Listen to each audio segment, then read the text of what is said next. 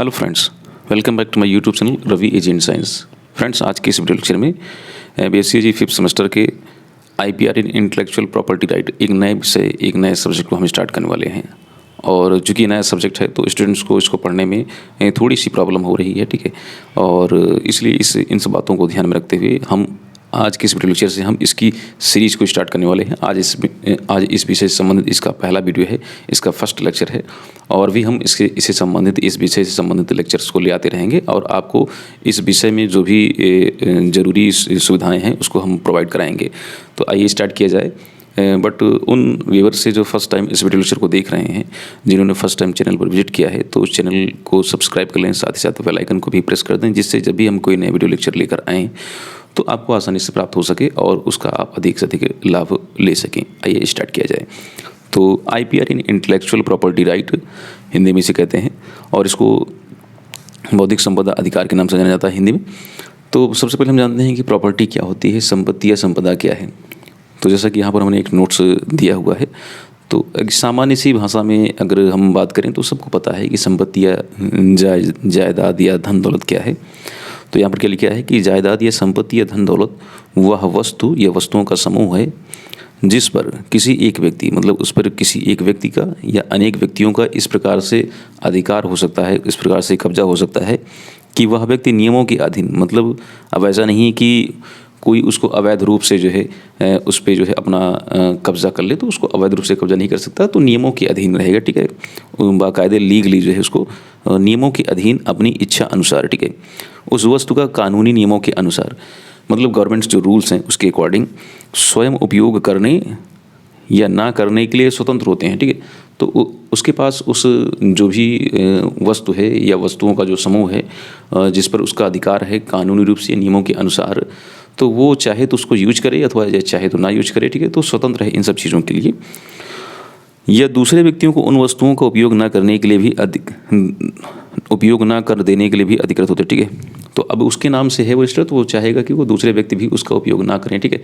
या फिर अगर चाहता है तो वो उस वस्तु को दूसरे को ट्रांसफ़र भी कर सकता है, हस्तांतरित भी कर सकता है, ठीक है। तो सामान्य सी भाषा में समझें तो प्रॉपर्टी या जायदाद ये वस्तु या वस्तुओं का समूह है जिस पर किसी व्यक्ति का जो है लीगली यानी कानूनी रूप से बाय गवर्नमेंट रूल्स नियमों के या कानून के हिसाब से, ठीक है, ये अधिकार होता है उसके पास ये सर्टिफिकेट्स होते हैं, ये प्रमाण होते हैं कि वो उस व्यक्ति जो है उस वस्तु या वस्तुओं का मालिक है, ठीक है, उसका ओनर है और वो स्वतंत्र है कि वो उसका यूज करे या ना करे, या फिर वो चाहे तो उसको किसी को ट्रांसफ़र कर दे, हस्तांतरित कर दे। प्रॉपर्टी है, जायदाद है, इसे सामान्य सी भाषा में समझते हैं, ठीक है। आइए अब जानते हैं कि प्रॉपर्टी के टाइप्स कितने होते हैं। तो प्रॉपर्टी यानी जायदाद के दो प्रकार होते हैं। कौन कौन से? पहला है टेंजिबल प्रॉपर्टी। टेंजिबल प्रॉपर्टी इसको कहते हैं स्पर्शगम्य जायदाद, यानी जिसको हम टच कर सकेंगे, जो फिजिकल है, जिसको देखा जा सके। तो क्या लिखा है कि इस प्रकार की संपत्ति जो साकार वस्तु के रूप में, भौतिक रूप में उपस्थित हो, ठीक है। मतलब वो ऐसी प्रॉपर्टी है, ऐसी जायदाद जिसको हम देख सकें, जिसको हम विजुअल कर सकें, ठीक है, तो उसे हम बोलेंगे भौतिक संपदा, ठीक है। वो उसका कहलाएगी भौतिक संपदा या टेंजिबल प्रॉपर्टी कहलाएगी। जैसे कि इसमें एग्जांपल दिए, जैसे मकान की बात करें, दुकान की बात करें, भूमि हो गया, लैंड, कैश हो गया आपका यानी फिक्स डिपॉजिट मान लीजिए, या बिल्डिंग की बात करें या ज्वेलरी की बात करें, तो ये सब चीज़ें जो है आपकी भौतिक वस्तुएं हैं, ठीक है, ठीक है। ये सब भौतिक हैं, भौतिक वस्तुएं हैं, इनको हम टेंजिबल प्रॉपर्टी के रूप में जानते हैं। तो जिसको हम देख सकें, जिसका एक निश्चित आकार हो, ठीक है, तो उन सभी वस्तुओं को इस टाइप से अगर कोई वस्तु है तो उस पर किसी व्यक्ति का मालिकाना हक होगा, अधिकार होगा, तो वो टेंजिबल प्रॉपर्टी के अंतर्गत आएगी, ठीक है। नेक्स्ट अगली हम बात करें इनटेंजिबल प्रॉपर्टी क्या है। तो इनटेंजिबल प्रॉपर्टी जिसको इंद्रियों द्वारा महसूस किया ना जा सके, ठीक है, मतलब जिसको हम फील ना कर सकें सेंसेस के द्वारा, ठीक है, जिसको हम देख ना सकें, ठीक है, जिनको हम केवल एक प्रकार से महसूस कर सकें, ठीक है, महसूस कर सकें, जिसको हम विजुअलाइज ना कर सकें, जिसको हम देख ना सकें, अर्थात जो भौतिक रूप में, मतलब जो फिजिकली जिसको अपीयरेंस ना हो, जिसका भौतिक रूप से प्रकटन ना हो, भौतिक रूप से दिखाई ना दे, ठीक है। इसमें एग्जाम्पल देखिए, जैसे कि आविष्कार हो गया, कोई शोध पत्र हो गया, ठीक है।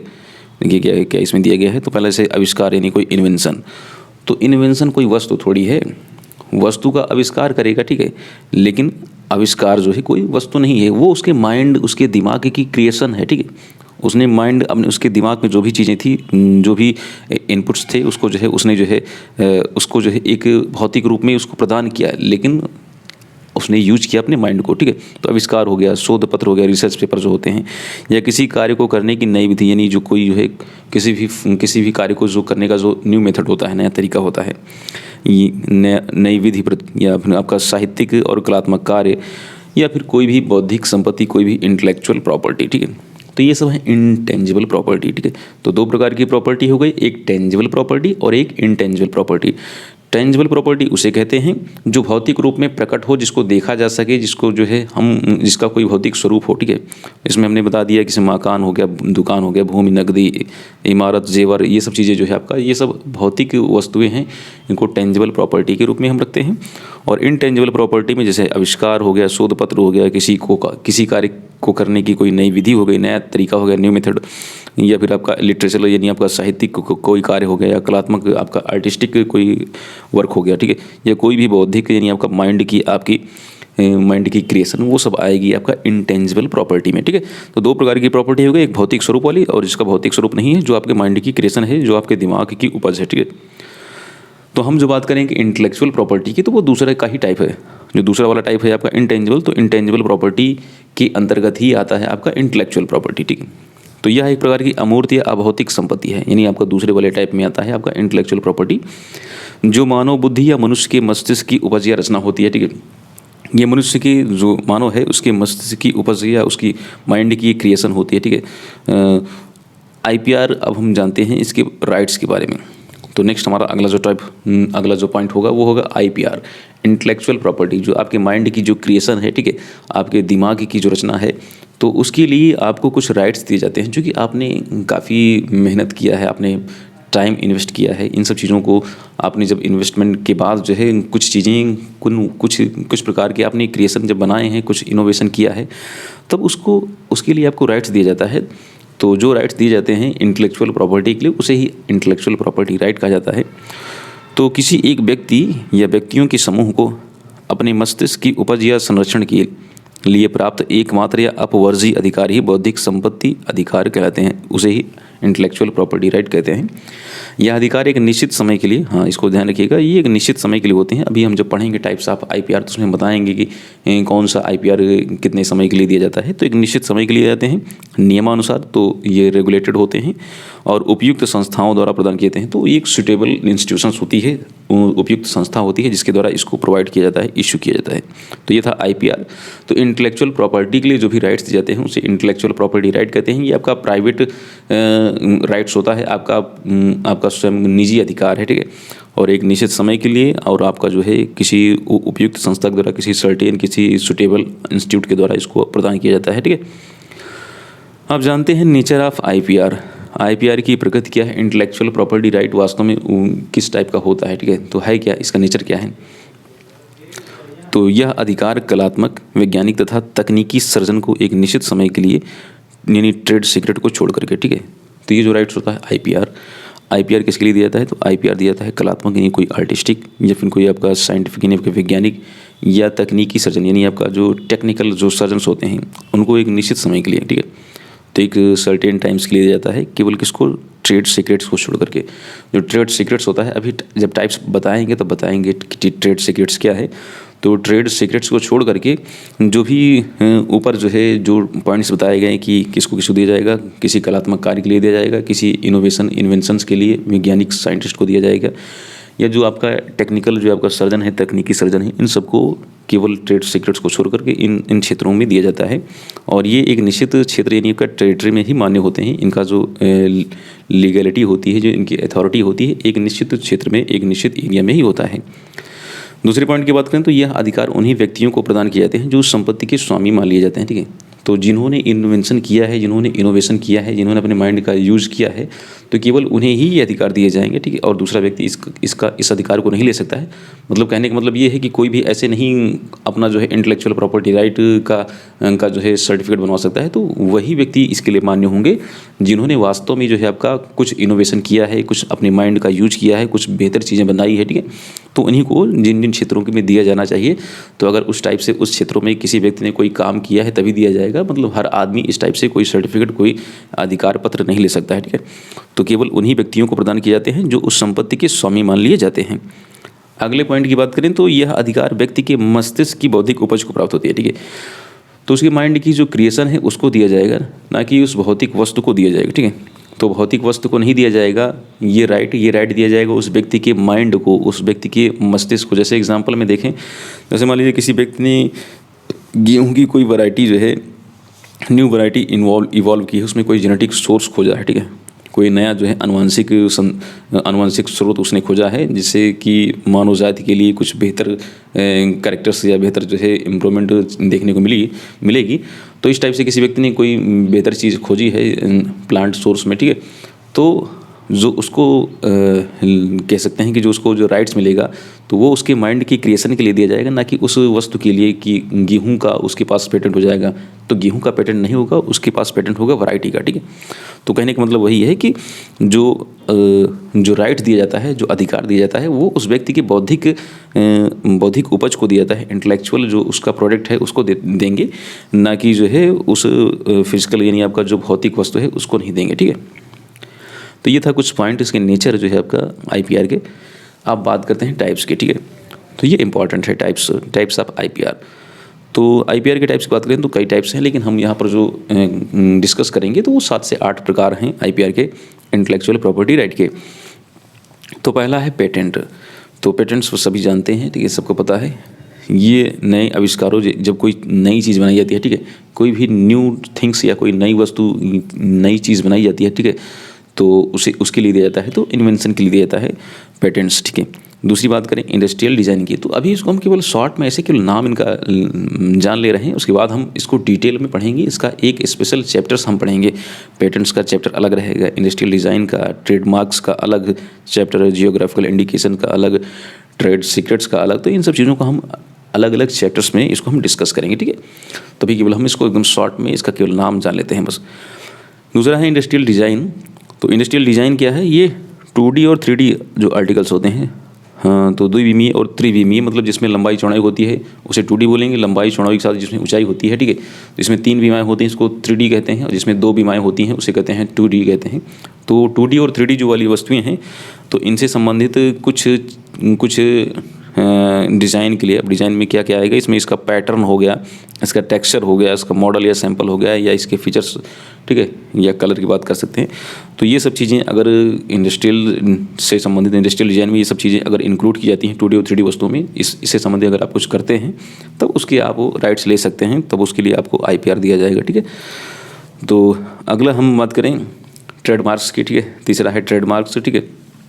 ट्रेडमार्क्स क्या होता है? तो जो विभिन्न प्रकार के जो फर्म्स होते हैं, जो प्रोडक्ट्स होते हैं, जो सर्विसेज होती हैं, या फिर जो स्कीम्स या प्रोजेक्ट्स होते हैं, इन सबको ब्रांड नेम देने के लिए, ठीक है, इनको ब्रांड नेम देने के लिए ट्रेडमार्क्स का यूज किया जाता है, ठीक है। ट्रेड यानी आपका जो व्यवसाय है, जो आपका व्यापार है, और मार्क मतलब चिन्हित करना। तो अपने व्यापार को चिन्हित करने के लिए जो भी नाम दिए जाते हैं, जो भी ब्रांड नेम होते हैं, वो सब ट्रेडमार्क्स आते हैं। तो इन सब में से कोई फर्म्स हो गया, कोई प्रोडक्ट हो गया, कोई सर्विस हो गई, कोई सेवा यानी आपका कोई स्कीम, कोई योजना हो गई, इन सबको हम कोई ब्रांड नेम देते हैं, तो इसे ट्रेडमार्क कहा जाता है।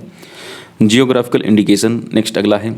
तो जियोग्राफिकल इंडिकेशन क्या है? तो किसी कह सकते हैं किसी भौगोलिक क्षेत्र को, ठीक है, किसी भौगोलिक क्षेत्र की जब कोई वस्तु बहुत ज़्यादा फेमस हो जाती है, तो उस विशेष क्षेत्र को उसका जो है एक कह सकते हैं कि एक संकेत, एक सिंबल दे दिया जाता है। जैसे हम बात करते हैं आगरा के, जैसे हम पेठे की बात करें, ठीक है, और आगरा के पेठे की बात करें, तो आगरा का जो पेठा है बहुत ज़्यादा फेमस है। तो कोई ज़रूरी नहीं कि अगर कोई व्यक्ति आगरा का पेठा यहाँ पर रायबरेली में या फिर उनका प्रतापगढ़ में या फिर अदर किसी डिस्ट्रिक्ट में, लखनऊ में अगर बेच रहा है, तो भी वहाँ भी वो अगर बेचेगा तभी वहाँ उसे आगरा के पेठे के नाम से ही बुलाया जाएगा, ठीक है, जो उस पेठे को बेच रहा है, ठीक है। तो कहने का मतलब है कोई अगर वस्तु बहुत ज़्यादा फेमस है तो उस वस्तु को उस भौगोलिक क्षेत्र के साथ जोड़ दिया जाता है, उसे कहते हैं जियोग्राफिकल इंडिकेशन, ठीक है। तो वो जियोग्राफिकल इंडिकेशन कहलाता है, ठीक है। जैसे हम बात करें और फिर जैसे बनारसी साड़ी की बात करें, तो बनारसी साड़ी का मतलब ये बनारस की साड़ियाँ हैं, ठीक है। वहाँ पर उस वस्तु में कुछ विशेष प्रकार की क्वालिटी होगी, कुछ विशेष प्रकार की उसके अंदर फीचर्स होंगे। तो अब कहने का मतलब ये है कि वो बनारसी साड़ी केवल बनारस में ही नहीं बिकेगी, उसको अगर किसी अदर स्थान पर भारत के बेचा जाता है तो आदमी उसे बनारसी साड़ी के नाम से बेच सकता है, ठीक है। तो ये हो गया किसी वस्तु को जब कोई निश्चित टैग दे दिया जाता है, ठीक है, जो कि वो वहाँ उस विशेष भौगोलिक क्षेत्र में फेमस होती है, तो उसे GI कहते हैं, उसे जियोग्राफिकल इंडिकेशन कहते हैं। आगे बात करें ट्रेड सीक्रेट्स की, ठीक है। ट्रेड सीक्रेट क्या है? तो ट्रेड सीक्रेट जैसे आपका कोई व्यवसाय है तो आपके व्यवसाय को कोई आर्थिक क्षति ना हो, ठीक है, इकोनॉमिकली कोई उसको आपको हर्ट ना कर सके, ठीक है, आर्थिक रूप से कोई नुकसान ना पहुंचा सके। तो इसके लिए आप अपने व्यवसाय में कुछ सीक्रेट्स रखते हैं, कुछ आपको सीक्रेट्स कुछ रखने होते हैं, जैसे कि आपकी कोई कॉपी ना कर सके, आपकी कोई नकल ना कर सके। जैसे कि आप मान के चलिए आप बहुत अच्छा जो है आपका समोसे बनाने का काम है, ठीक है, ये तो एग्जाम्पल की तरह समझ रहे हैं। तो बहुत अच्छा आप समोसा बनाते हैं, ठीक है, तो समोसे बनाने में कौन कौन से इंग्रेडिएंट्स को आप यूज करते हैं, ठीक है। तो ये अगर आप इसको जो है डिस्क्लोज कर देंगे, ठीक है, अगर आप इसको रिवील कर देते हैं तो और भी बहुत सारे लोग जान जाएंगे उस इंग्रेडिएंट्स को उसी मात्रा में जब वो यूज करेंगे तो वो भी आपके जैसा ही बहुत ही ज़्यादा स्वादिष्ट समोसा बनाने का काम करने लगेंगे, जिससे आपको आर्थिक रूप से नुकसान हो जाएगा, ठीक है। तो आप सबको पता है समोसा कैसे बनाया जाता है, लेकिन कौन से इंग्रेडिएंट्स कितनी मात्रा में डाले जाते हैं ये आप किसी को नहीं बताएंगे, ठीक है, ये आपका सीक्रेट है। तो इसे बोलते हैं ट्रेड सीक्रेट्स, ठीक है। तो इसी टाइप से कोई भी जब व्यवसाय किया जाता है, कोई ट्रेड्स किया जाता है तो उसमें कुछ चीज़ें जो छुपा ली जाती हैं, गुप्त रखी जाती हैं, तो उसे ट्रेड सीक्रेट्स कहता है। तो इसका भी राइट आपको मिलता है, ठीक है। आगे बात करते हैं कॉपीराइट्स की। कॉपीराइट्स क्या है? तो कोई कलात्मक या फिर कोई आपका म्यूजिक यानी आपका संगीत से संबंधित या लिटरेचर यानी साहित्यिक कार्य के लिए कॉपीराइट दिया जाता है। और अभी आगे बात करेंगे कि कौन सा IPR किससे संबंधित कौन सा एक्ट है और कितने समय के लिए वो लीगल है, ठीक है। तो ये कॉपीराइट इन सब क्षेत्रों के लिए आर्टिस्टिक, म्यूजिक और लिटरेचर वाले फील्ड में दिया जाता है। अगला है इंटीग्रेटेड सर्किट। तो ये चिप्स जो आपके जो चिप होती हैं, चिप, ठीक है, तो इन इंटीग्रेटेड सर्किट्स आपका ये चिप्स के लिए दी जाती हैं, जो चिप होती हैं, ठीक है, इलेक्ट्रॉनिक जो चिपें होती हैं इनके लिए दिया जाता है IC, ठीक है। तो अगर कोई उसका कोई नया पैटर्न बना देता है चिप का, तो उसके लिए आपका IC यानी इंटीग्रेटेड सर्किट का राइट दिया जाता है, ठीक है, इसका भी IPR दिया जाता है। आगे बात करते हैं plant varieties and farmer welfare. तो नाम से स्पष्ट हो रहा है कि प्लांट की वैरायटी और फार्मर के यानी किसानों के कल्याण से संबंधित ये IPR है। तो ये आपका genetic resource for new plant varieties, जब आप कोई पौधे की वैरायटी में कोई नया कह सकते हैं कि कोई न्यू जो है आपका आनुवांशिक संसाधन जब उसमें इंसर्ट कर देते हैं, उसमें जो है डाल देते हैं, तब उसके लिए जो है आपको या कह सकते हैं कोई न्यू वैरायटी की खोजने से संबंधित कोई अगर बात होती है तब उसके लिए आपको plant variety and farmer welfare से संबंधित IPR दिया जाता है, ठीक है। आगे बात करते हैं नेक्स्ट अगले पॉइंट की तरफ चलते हैं, IPR एंड रिलेटेड एक्ट्स। तो इंटेलेक्चुअल प्रॉपर्टी राइट और इससे संबंधित कुछ कानून हैं, कुछ एक्ट हैं, इसको जान लेते हैं, ठीक है। तो पहले हम बात करेंगे ट्रेडमार्क्स एक्ट की, ठीक है। तो जो ट्रेडमार्क है, ट्रेडमार्क आपका संबंधित है, ट्रेडमार्क से संबंधित एक्ट कौन सा है? तो ट्रेडमार्क एक्ट है 1999 ट्रेडमार्क एक्ट 1999। और ये जो है आपका ये 10 साल के लिए दिया जाता है, ठीक है। तो ये जो IPR है आपका ट्रेडमार्क के लिए, ट्रेडमार्क से संबंधित जो एक्ट है वो आपका ट्रेडमार्क एक्ट 1999 है, ठीक है। 1999 ये आपका 10 ईयर्स यानी आपका 10 वर्षों के लिए दिया जाता है और इसको रिन्यू किया जा सकता है, अर्थात इसकी समय सीमा को आगे बढ़ाया जा सकता है। आगे हम दूसरे पॉइंट की बात करें तो अगला है आपका पेटेंट एक्ट, ठीक है। तो नाम से इसकी क्लियर हो रहा है, स्पष्ट हो रहा है कि ये पेटेंट जो हम पढ़ रहे हैं IPR, तो पेटेंट से संबंधित जो एक्ट है हमारा, तो दी पेटेंट एक्ट है 1970 का, 1970 का पेटेंट एक्ट है। अभी हम जब आगे इसको डिटेल में पढ़ेंगे चैप्टर्स में तो हम पूरा इसकी हिस्ट्री जानेंगे कि पेटेंट क्या है, पेटेंट फर्स्ट टाइम कब जो है भारत में लागू हुआ, ठीक है, कब इसकी शुरुआत हुई और इसमें कब कब अमेंडमेंट हुए, कब कब सुधार हुए, ठीक है। तो ये सब चीज़ हम सब समझेंगे, ठीक है। तो दूसरा फिर समझते हैं, दूसरा है हमारा पेटेंट एक्ट, जो कि पेटेंट का एक्ट है, ठीक है, 1970 का है, 1970 वाला। इसमें अमेंड किएगा 2005 और 6 में, ठीक है। तो अभी हाल फिलहाल में जो चल रहा है पेटेंट का एक्ट वो 2005 या 6 वाला चल रहा है, ठीक है। और ये 20 वर्षों के लिए दिया जाता है, ठीक है। 20 वर्षों के लिए कह सकते हैं। जो इसमें IPR दिया जाता है इसको यहाँ पर नहीं लिखना चाहिए था, मुझे लग रहा है इसको हम ऊपर वाला जो हम टॉपिक पढ़े थे उसमें लिखते तो ज़्यादा बेहतर रहता। मतलब जो पेटेंट से संबंधित यानी जो आप कोई सर्टिफिकेट कोई लेते हैं, ठीक है, आपको कोई राइट दिया जाता है तो 20 वर्षों के लिए राइट दिया जाता है, ठीक है। इसको आप आगे चाहें तो बढ़ा सकते हैं। नेक्स्ट अगले हम बात करें कॉपीराइट। तो कॉपीराइट से संबंधित जो एक्ट है तो वो है कॉपीराइट एक्ट 1957, ठीक है। कॉपीराइट से संबंधित जो एक्ट है तो वो है कॉपीराइट एक्ट 1957 और ये 60 वर्षों के लिए दिया जाता है, ठीक है। ये 60 वर्षों के लिए कॉपीराइट जो है कॉपीराइट एक्ट 1957 से संबंधित है। और जो कॉपीराइट जो दिया जाता है, कॉपीराइट का जो ड्यूरेशन होता है वो 60 वर्ष का होता है, ठीक है। आगे बात करें नेक्स्ट अगला एक्ट हमारा, तो अगला एक्ट है हमारा डिज़ाइन एक्ट, ठीक है। तो इंडस्ट्रियल डिज़ाइन जो पढ़े थे उससे संबंधित है। तो इंडस्ट्रियल डिज़ाइन से संबंधित जो एक्ट है वो है द डिज़ाइन एक्ट 2000, ठीक है। द डिज़ाइन एक्ट 2000 आपका इंडस्ट्रियल डिज़ाइन से संबंधित है। इंडस्ट्रियल डिज़ाइन से संबंधित एक्ट है हमारा द डिज़ाइन एक्ट 2000, और ये भी आपका 10 वर्षों के लिए दिया जाता है। अगले पॉइंट की तरफ चलते हैं, तो वो है आपका geographical indication for goods registration and protection act 1999, और ये भी आपका 10 वर्ष के लिए आता है, 10 ईयर्स के लिए दिया जाता है, ठीक है। तो ये आपका जियोग्राफिकल इंडिकेशन वाला है। तो जियोग्राफिकल इंडिकेशन से संबंधित जो हमारा एक्ट है वो तो है geographical indication of goods act 1999, ठीक है। 10 वर्षों के लिए ये भी दिया जाता है। नेक्स्ट अगले हम आईपीआर की बात करते हैं। तो अगला आईपीआर है हमारा जो है आईसी वाला, इंटीग्रेटेड सर्किट वाला। तो इंटीग्रेटेड जो सर्किट है ये इससे संबंधित एक्ट है हमारा। कौन सा एक्ट है? तो the semi conductor integrated circuit layout design act 2000, ठीक है।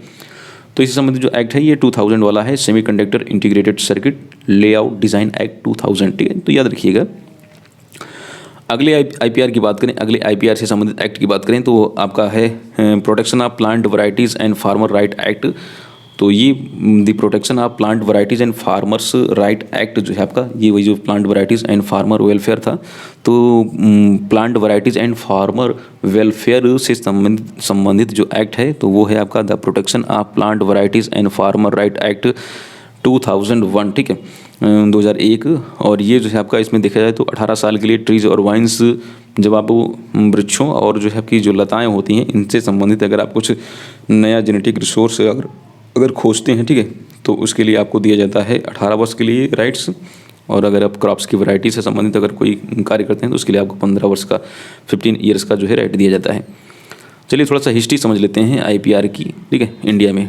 तो सबसे पहले बात करें तो भारत में जो है फरवरी 28 यानी 28 फरवरी 1856 में exclusive privilege for the increment of invention of new manufacturers एक कानून की घोषणा की गई, ठीक है। तो कौन सा, फिर से एक बार पढ़ लीजिए। 28 फरवरी 1856 में exclusive privilege for the increment of invention of new manufacturer. तो जो मैन्युफैक्चरर थे तो उनको इंकरेज करने के लिए, किसके इंकरेजमेंट के लिए?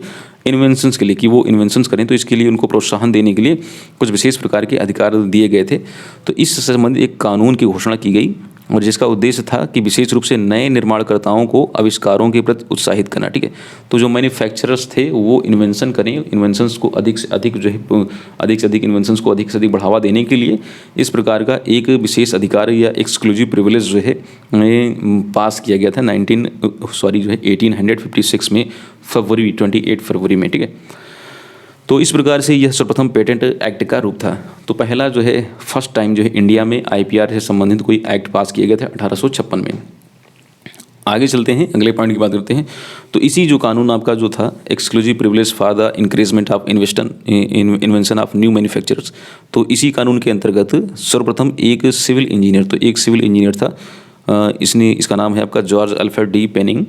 तो इस सिविल इंजीनियर ने जॉर्ज अल्फ्रेड डी पेनिंग ने 3 मार्च 1856 को अपने एक आविष्कार, तो इसका आविष्कार था एन एफिशिएंट पंखा पुलिंग मशीन, ठीक है। तो ये इसका जो है एक आविष्कार था, एन एफिशिएंट पंखा पुलिंग मशीन, ठीक है, के लिए अधिकार की मांग की। तो उसने कहा कि हमने इससे संबंधित जो भी इन्वेस्टमेंट किया है, जो माइंड को यूज किया है, जो हमने टाइम किया है या मनी इन्वेस्टमेंट किया है, तो हमने ये नई चीज़ जो बनाई है, नई वस्तु का निर्माण किया है, तो इसके लिए हमें कुछ राइट्स दिए जाने चाहिए, कुछ हमें अधिकार दिया जाना चाहिए, ठीक है। तो अपने अधिकार की मांग की और यही भारत में सर्वप्रथम बौद्धिक संपदा संरक्षण था, ठीक है। तो फर्स्ट टाइम, पहली बार इंटेलेक्चुअल प्रॉपर्टी राइट्स के प्रोटेक्शन से संबंधित फर्स्ट जो है आपका ये जो है राइट था, पहला अधिकार था, ठीक है। तो फ्रेंड्स ये था आईपीआर इंटेलेक्चुअल प्रॉपर्टी राइट का पहला चैप्टर, इसका इंट्रोडक्शन। और इससे संबंधित हमने बहुत सारे इस टॉपिक्स को कवर किया और मुझे उम्मीद है कि जो भी चीज़ें इस वीडियो लेक्चर में बताई गई हैं आपको समझ में आई होंगी। अगर नहीं समझ में आई हैं तो इसको 1 से 2 बार अगर आप वीडियो लेक्चर को आप देखेंगे बैक करके तो आपको सारी चीज़ें समझ में आ जाएंगी। तो जल्द ही एक नए वीडियो के साथ आपसे मुलाकात करते हैं। तो फिलहाल इसका हम नया अगला चैप्टर लेकर आएंगे, पेटेंट।